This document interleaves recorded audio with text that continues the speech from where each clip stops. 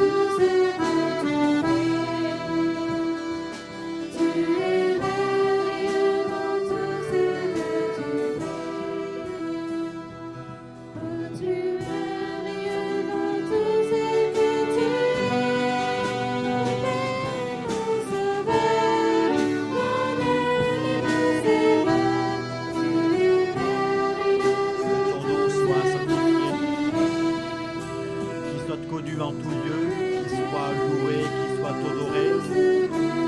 Notre Père, nous te prions que ton puissant règne vienne.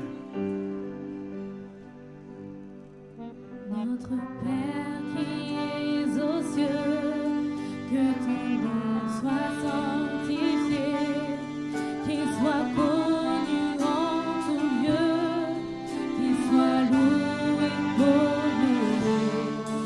Notre Père, nous te prions, que ton puissant règne vienne, que ta volonté soit faite sur la terre comme au ciel, que ton règne vienne, que ton règne vienne, que ton règne vienne sur la terre,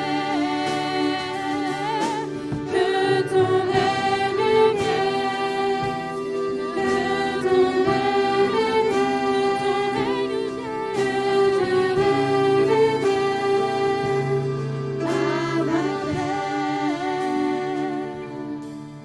donne-nous jour le jour notre pain pour nos besoins. Apprends-nous au long des jours à dépendre de ta main. Pardonne-nous de la vie, nos offenses et nos péchés, comme nous pardonnons aussi à ceux qui nous ont offensés. Que ton règne vienne, que ton règne vienne, que ton règne vienne sur la terre, que ton règne vienne, que ton règne vienne, que ton règne vienne.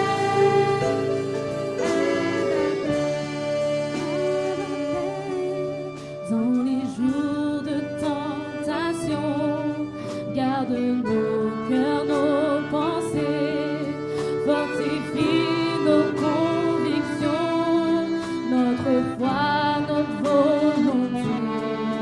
Délivre-nous du malin, car tu es roi souverain. À toi seul règne et victoire, toute puissance nous y croit. Que ton règne vienne, que ton règne vienne, que ton règne vienne sur la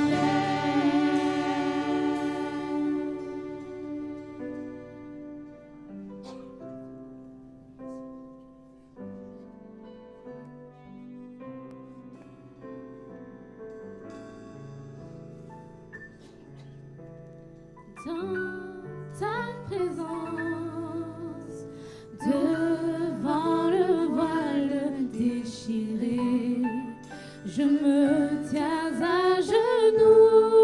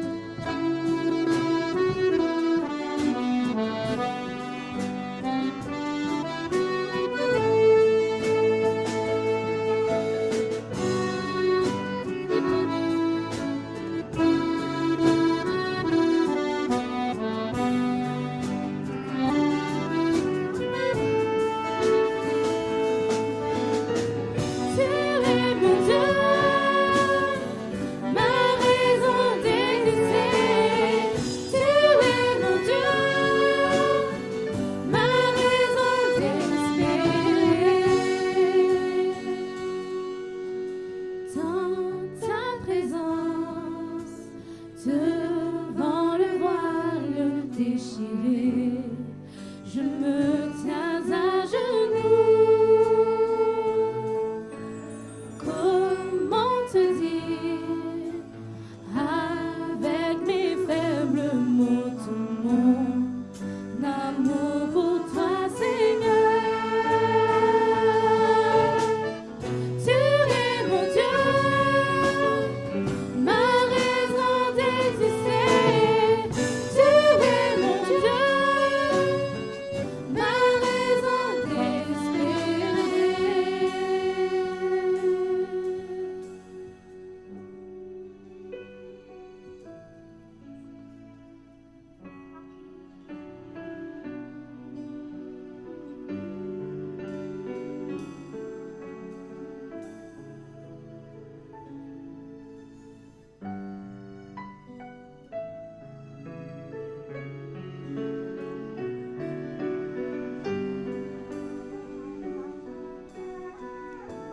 Tu es mon Dieu. Tu es mon Dieu, ma raison d'exister. Tu es mon Dieu, ma raison d'espérer. Oh Jésus.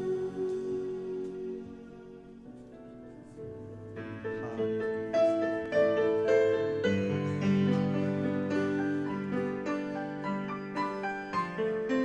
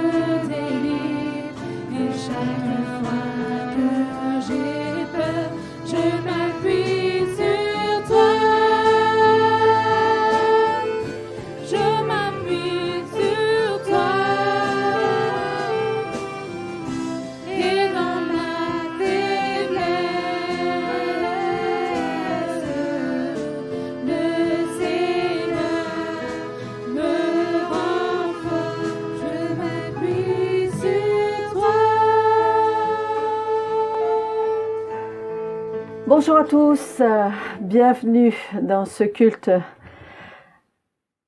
J'aimerais ce matin partager avec vous cette notion de l'image de Dieu. Toute cette année, nous avons abordé le regard, la vision, etc.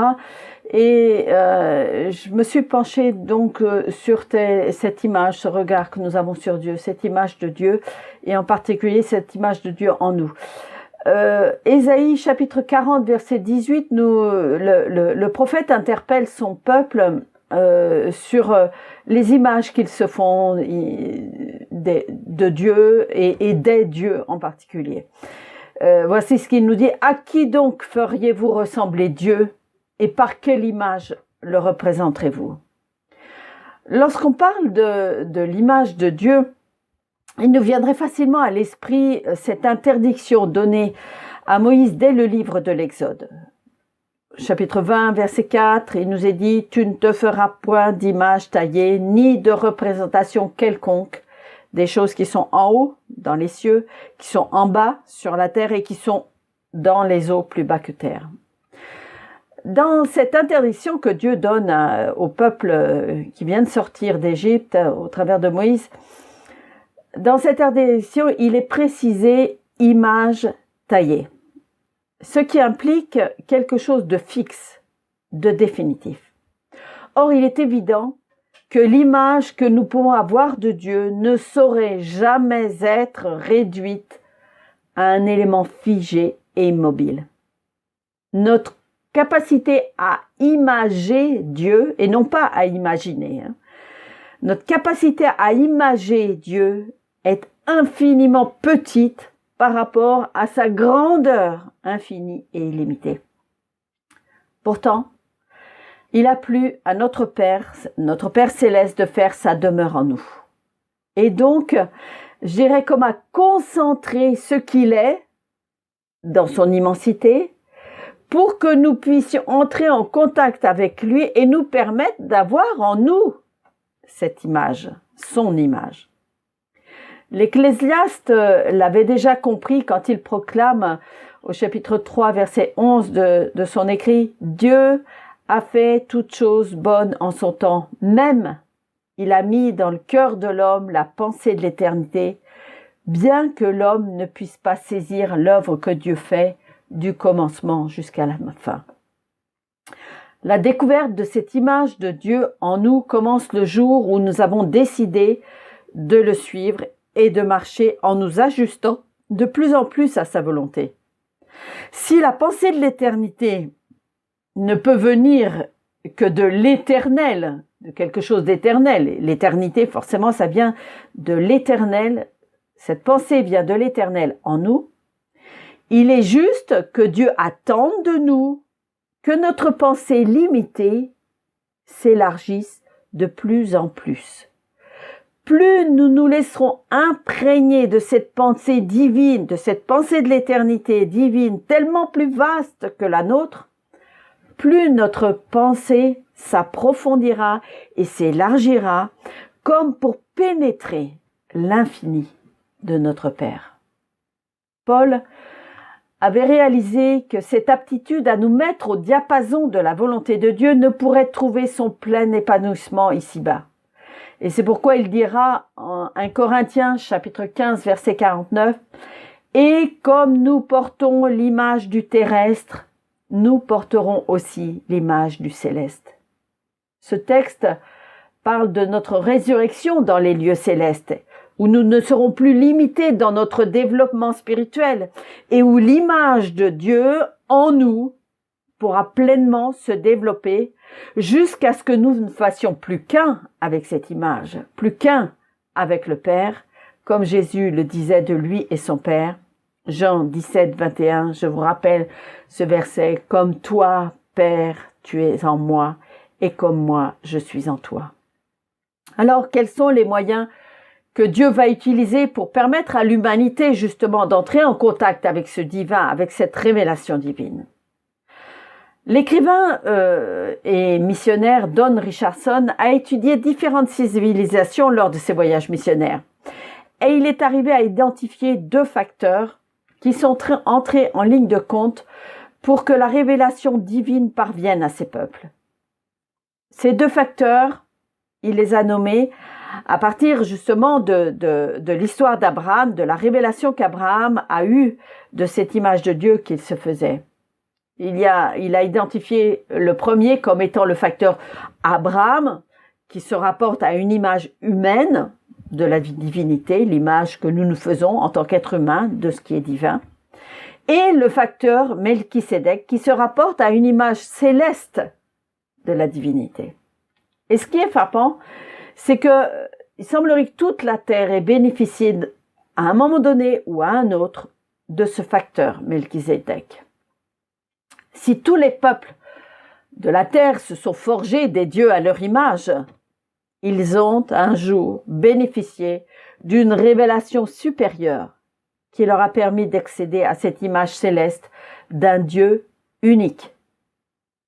Malheureusement, cette révélation n'a pas toujours résisté aux assauts des anciennes habitudes et s'est vite trouvée enfouie, enterrée, engloutée sous un tas de préceptes, de dogmes, toutes ces choses qui n'ont plus rien à voir avec l'amplitude de la destinée rattachée à cette nouvelle image du divin, cette image divine.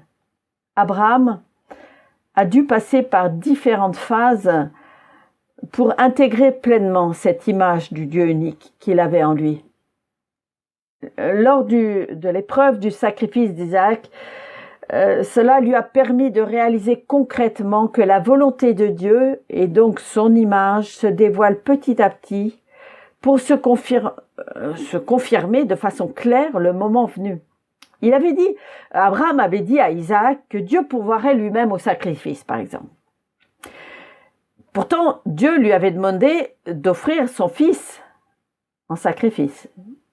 Et quand le bouc s'est trouvé près de l'autel, il s'est rappelé ce qu'il avait dit à son fils. Il s'est appuyé sur cette image qu'il avait donnée à son fils, en lui répondant peu de temps avant que Dieu pourvoirait au sacrifice. Il aurait pu rester sur cette première injonction, cette première demande que Dieu lui avait dit d'offrir Isaac en sacrifice.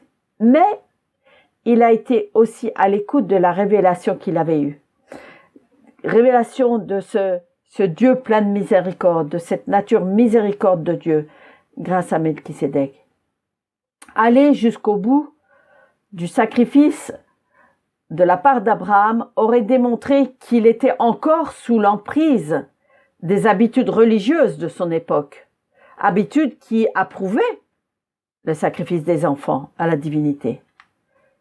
Mais il a obéi, il a accepté de passer, de prendre ce bouc et de l'offrir à la place d'Isaac. Moïse a aussi bénéficié de révélations personnelles de Dieu. Et l'image qu'il s'en est faite lui a permis de saisir la nature éternelle du grand « Je suis ». Dieu s'est révélé comme le « Je suis ». Je suis. Au moment où Moïse s'interrogeait sur son « Je suis ». Vous pouvez lire cela dans Exode chapitre 3, versets 11 à 14, où Moïse interroge Dieu « Qui suis-je ? Qui suis-je » pour aller vers Pharaon. Et à la fin du verset 14, Dieu lui répond « Je suis celui qui suis ». L'image que nous avons de Dieu nous permet de savoir qui nous sommes. Ce sont des révélations personnelles. Ce « Je suis », ce grand « Je suis » qui est en nous permet d'affirmer également que nous sommes, que je suis. Plus on aura cette image nette de ce que Dieu est, plus nous serons assurés dans notre personnalité, dans notre « je suis ». Cette personnalité qui nous caractérise individuellement, d'ailleurs au même titre que nos empreintes digitales, chacun a une personnalité qui lui a été donnée par Dieu. Cette personnalité va s'extérioriser dans nos différentes identités. Je suis enfant de Dieu, je suis sauvé par grâce, je suis un homme, je suis une femme, je suis coiffeur ou pharmacien, que sais-je. Nous avons différentes identités, mais toujours cette même personnalité, je suis. Et c'est ce je suis qui va pouvoir ne faire qu'un avec le grand je suis, tout comme Jésus l'a vécu. Il est donc certain que certains traits de notre identité terrestre ne seront pas très utiles dans la gloire céleste. Que j'ai été coiffeur ou pharmacien, que j'ai été un homme ou une femme, d'ailleurs, comme dira l'apôtre Paul, dans le ciel, il n'y aura plus ni homme ni femme. Donc, que j'ai été un homme ou une femme, coiffeur ou pharmacien, ne donnera rien de plus ou de moins à ma personnalité, sauf si au travers de cette identité passagère que j'ai eue sur terre, j'ai pu révéler la personnalité dont Dieu m'a doté à la naissance. Et si j'ai pu manifester le fruit de l'esprit dans des situations particulières de cette identité à ce moment-là. Je dirais même que mon identité d'enfant de Dieu ne me servira de rien si je n'ai pas manifesté ce fruit de l'esprit au moment où Dieu me demandait de le porter, ou simplement d'obéir à sa volonté au moment où Dieu me le demandait. Jésus n'a-t-il pas dit que ce ne sont pas ceux qui disent Seigneur qui entreront dans le royaume des cieux, mais seulement celui-là seul qui fait la volonté de mon Père qui est dans les cieux. Matthieu chapitre 7 verset 21. On réalise donc combien il est important d'harmoniser de plus en plus notre personnalité avec la personne de Dieu, avec ce grand je suis. Freud disait, le moi n'est pas maître dans sa propre maison. Et je dirais, c'est bien le grand je suis qui doit être maître dans notre maison et non pas notre petit je suis, surtout s'il n'est pas soumis au roi des rois. Alors on peut s'interroger par quel processus pouvons-nous dès ici-bas affiner cette image que nous avons de Dieu en nous. Et je crois que le meilleur moyen, c'est de se tourner vers le parcours de Jésus. Quels sont les moyens que Jésus a utilisés pour parvenir à cette plénitude du Père en lui et lui dans le Père? La vie de Jésus doit rester et restera pour nous toujours une source d'inspiration inépuisable pour notre développement spirituel et le développement de l'image de Dieu en nous. Gardons toujours à l'esprit que Jésus a été pleinement humain le temps de son incarnation. Ne cherchons pas d'excuses à nos erreurs en prenant comme élément de comparaison que Jésus était le Fils de Dieu et que donc c'est normal qu'il n'ait jamais péché, par exemple. Non. C'est dans une pleine humanité que Jésus a traversé la vie sur terre et il n'a pas échappé aux tentations ou aux épreuves que l'existence pouvait lui apporter.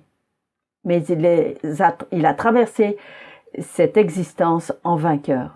Et c'est par cette expérience complète de notre humanité qu'il nous a laissé assez de sujets d'inspiration pour qu'à notre tour nous traversions la vie en tendant de plus en plus vers l'accomplissement de la volonté de Dieu dans nos vies.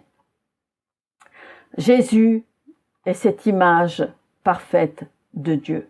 C'est ce que nous montre l'apôtre Paul dans l'Épître aux Colossiens, chapitre 1er, verset 15. C'est lui, Jésus, qui est l'image du Dieu invisible, le premier-né de toutes les créatures ou de toute la création, selon les versions. Sans la venue de Jésus sur terre, il nous était impossible d'avoir une image de Dieu à notre portée. Rappelez-vous, quand Moïse avait eu la révélation de la loi, il nous est dit qu'il s'entretenait avec Dieu comme avec un ami. Mais cette intimité qu'il avait avec Dieu faisait peur au peuple, au point que cela se voyait sur son visage. Et le peuple d'Israël, les enfants d'Israël, demandaient à ce que Moïse cache son visage. Il leur était impossible de voir cette image de Dieu qui transparaissait sur le visage de Moïse. Exode chapitre 34, verset 35, vous pourrez lire cela. Quand Jésus était sur terre, il n'avait ni beauté ni éclat pour attirer nos regards, comme le dit le prophète Ésaïe, chapitre 53. Mais toutes ces attitudes, ces réactions, ces émotions, tout cela reflétait l'image du Père qu'il avait en lui. Pourquoi? Parce qu'il avait simplement comme désir suprême d'accomplir la volonté de son Père. Et il le répétera tout au long de son existence. Il faut que j'accomplisse la volonté du Père. Et il a répondu à cet appel du Père, comme pour répondre à ce cri que Ésaïe avait laissé au chapitre 6, verset 8. « J'entendis la voix du Seigneur disant, « Qui enverrai-je? Qui marchera pour nous ?» Et je répondis, « Me voici, envoie-moi. » Jésus a répondu à cet appel. Il s'est présenté devant le Père, « Me voici, envoie-moi. » Nous avons cette même possibilité de répondre à cette question du Seigneur qui est toujours d'actualité.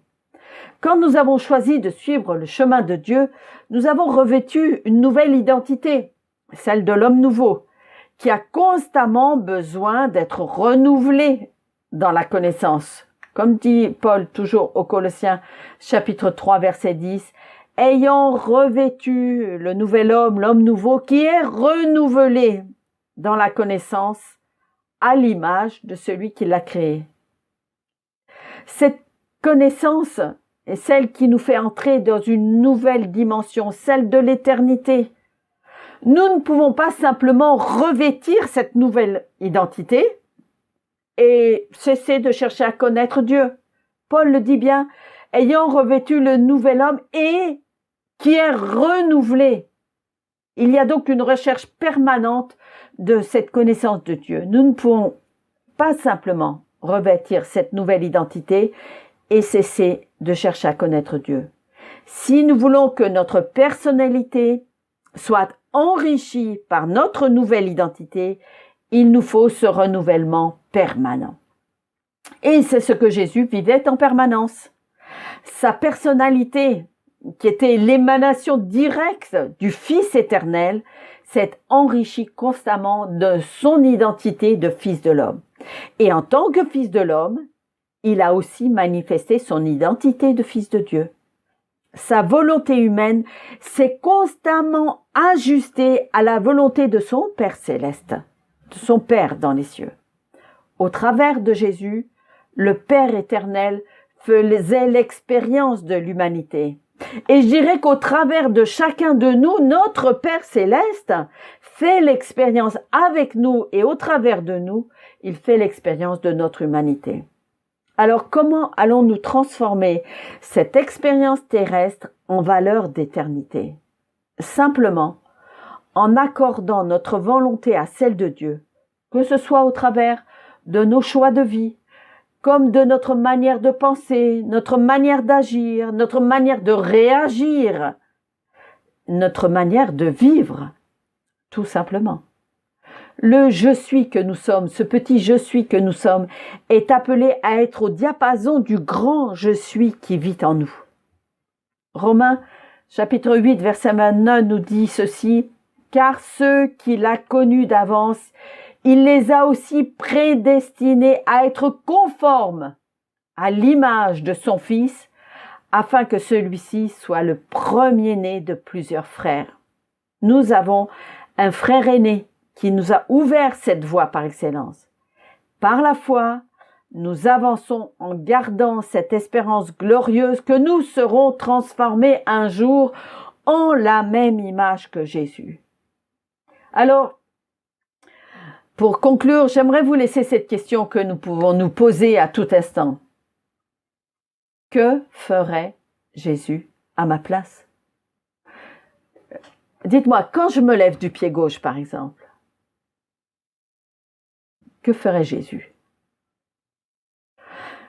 Quand je n'arrive pas à supporter mon conjoint, ma conjointe dans ces temps de confinement, que ferait Jésus? Quand des tentations malsaines me taraudent, que ferait Jésus? Quand j'ai simplement le sentiment que le temps passe trop vite ou trop lentement et que je sens monter des tensions intérieures plus que de raison, que ferait Jésus? Et la liste pourrait s'allonger au fur et à mesure de la journée, de la semaine, du mois. La recherche de l'image de Dieu en moi, du grand je suis, va me permettre de découvrir qui je suis et de construire une identité qui va enrichir ma personnalité et ainsi arriver, comme pour reprendre l'expression de ces négros spirituels, arriver ainsi de l'autre bord à l'autre bord avec tous les trésors de la sagesse et de la science. C'est la prière que l'apôtre Paul a faite pour les Colossiens et pour ceux qui sont à la Odyssée. Et je dirais que c'est aussi la mienne pour chacun de nous. Colossiens chapitre 2 verset 1er.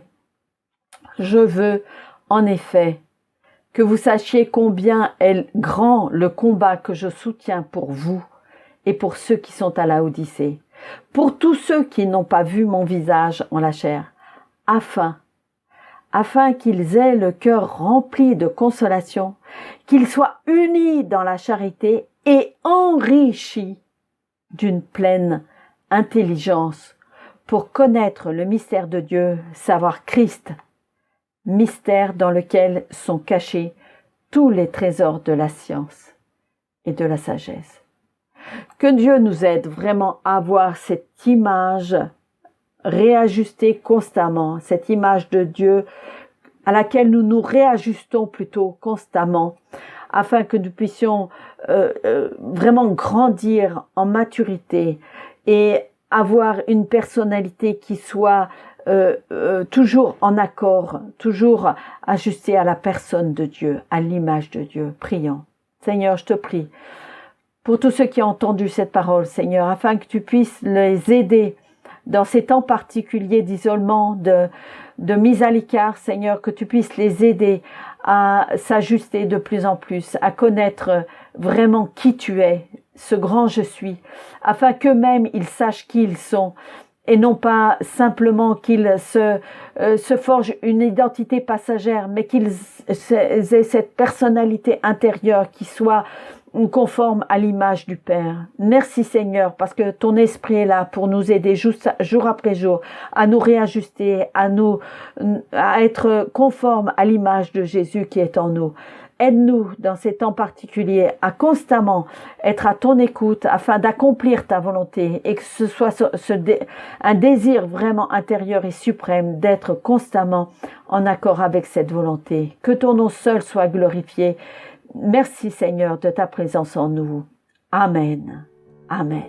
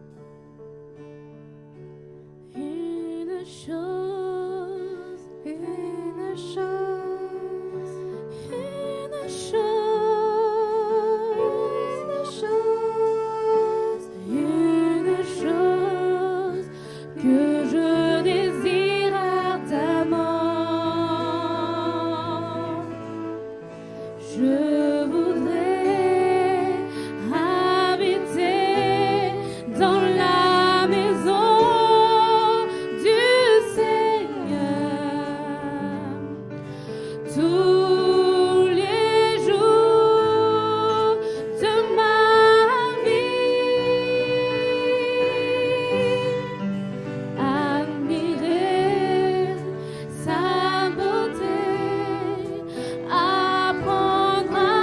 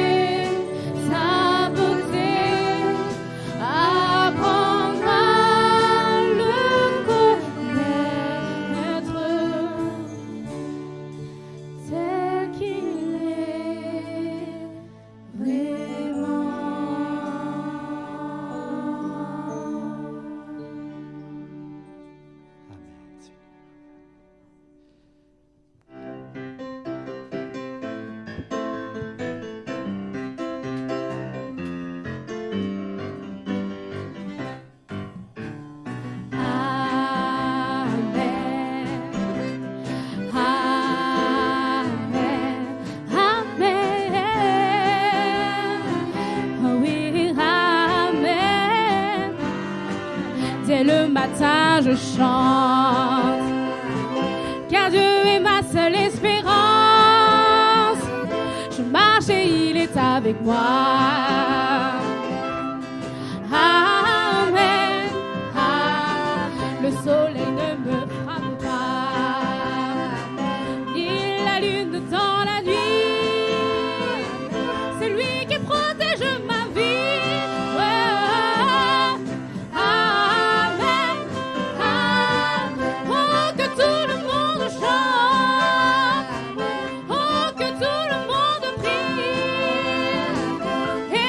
Dieu soit béni.